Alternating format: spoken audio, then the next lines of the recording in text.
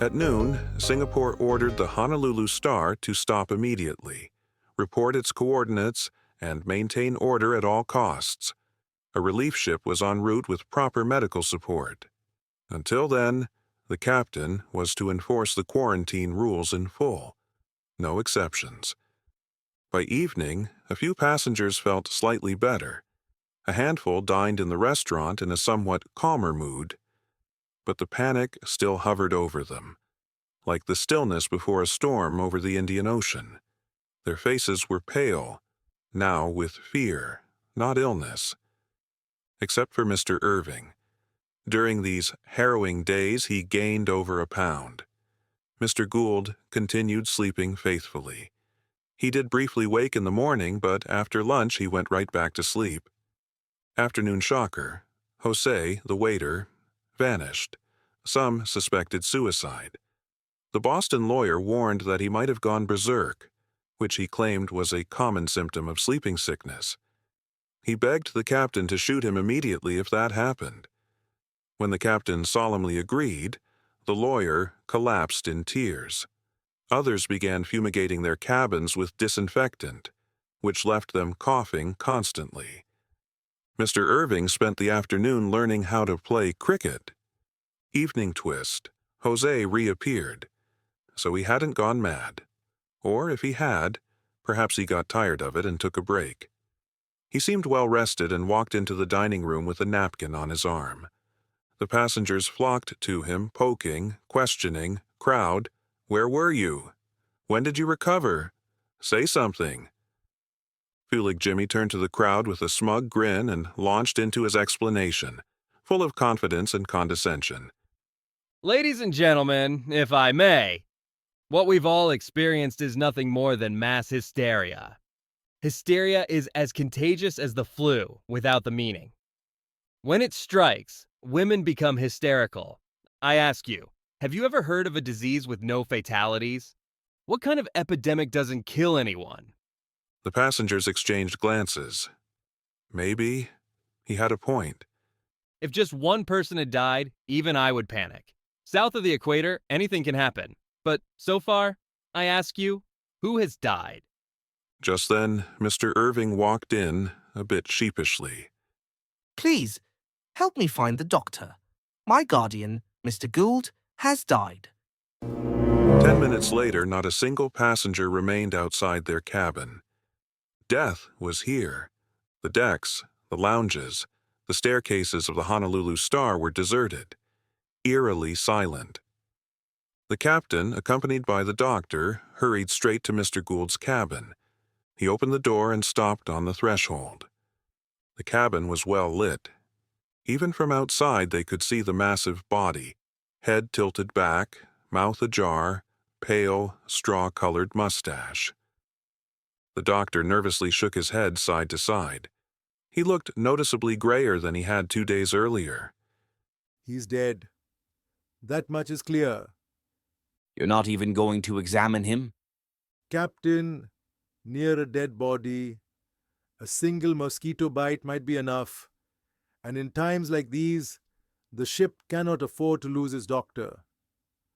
The captain's mouth curled in disdain. Very well.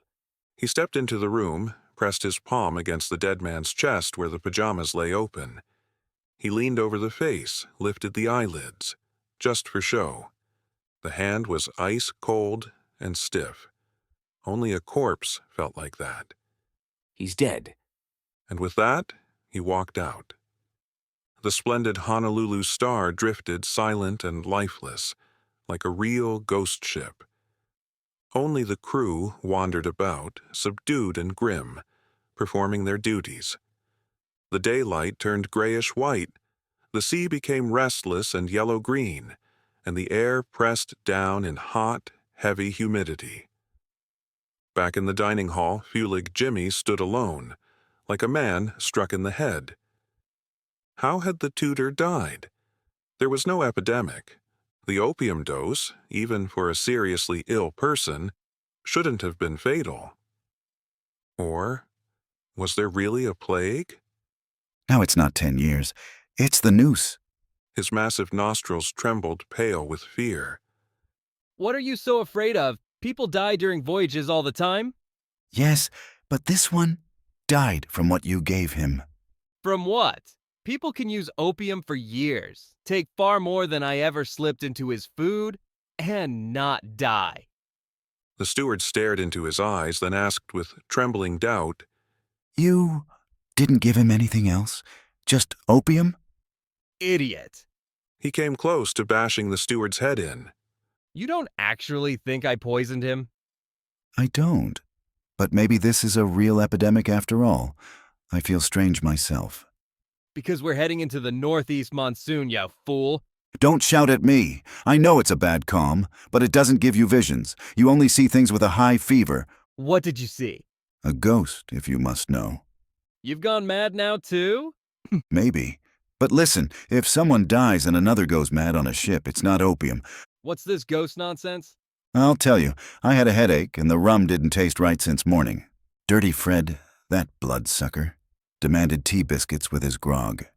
He's living down there like a bored first-class guest. So it was him? Can't be. I spoke to him just before coming up, and when I reached the deck, the ghost was standing right there. Give me a break. Listen! He stood with his back to me, right in front of the first-class cabin row. Looked just like the captain. I even thought it was him. Then I walked toward the cabins, and a few steps later, I reached the promenade deck, and there he was again, up on the bridge. Couldn't have run there that fast. I honestly thought it was him. So I walk on, just a few steps, and the moment I reach the promenade deck, I glance up. And there he is again, on the bridge. Same captain, and there's no way the man I saw before could have run up there that fast. So I asked the helmsman, "How long has the captain been standing up there?" He goes, "Over an hour now, hasn't moved an inch." Now, what do you make of that? I'd say you're a drunken idiot for telling a story like that. They fell silent. Overhead, broad-winged white seabirds circled low, gliding and swooping in sharp arcs before plunging into the sea, chasing prey close to the surface. The steward stared grimly out at the churning gray waves. Small swells rolled past with restless white foam trembling at their peaks. Waiter, come to cabin 20. Cabin 20. That's Mr. Gould's. So what? Damn it. He'd never had such a bad feeling before. Why did he ever sign up for this cursed steamship? He crossed the deserted deck, now dipped in shadows. Evening was falling. The cabins and ventilation shafts cast long, merging silhouettes across the planks.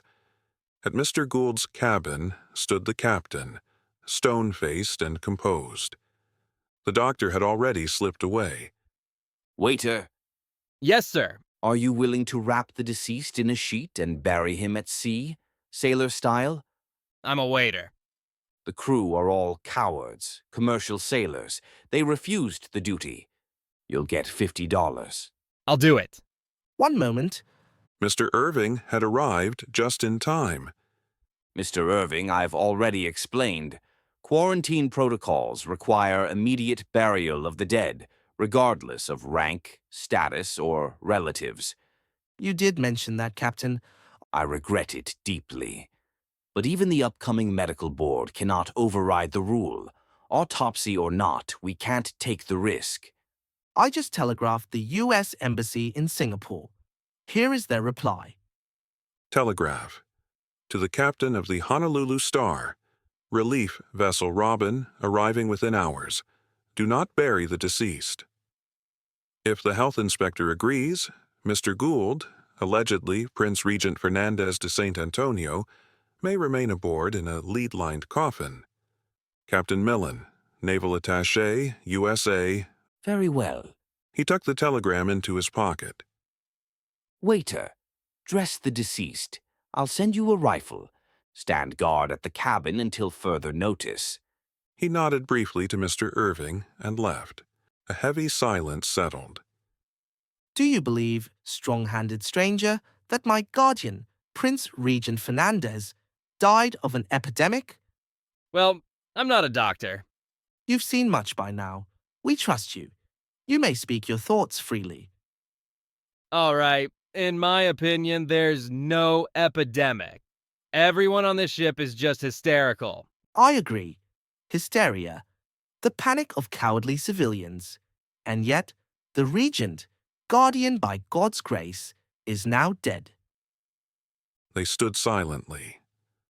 A bird dived into the sea with a splash and rose with a wriggling silver fish. A few seagulls shrieked and chased it across the sky. Are you a ruler, Mr. Irving? It is not proper to question me. I meant to tell you that earlier.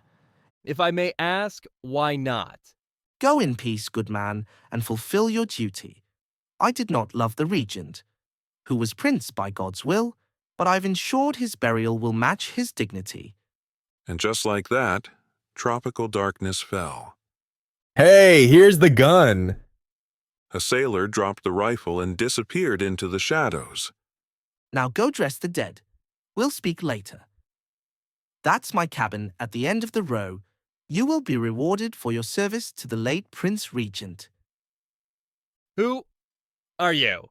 To question my identity is a grave breach of etiquette and custom. Let us not repeat it. And he left. His angelic, boyish face showed no pride, yet always seemed to hover above those he spoke to. He disappeared into his cabin. Jimmy propped the rifle beside Mr. Gould's door. The awakening monsoon rustled across the deserted deck, shaking the ropes and dragging a loose newspaper along in fits and starts. The ink-colored night sky seemed unusually low over the sea.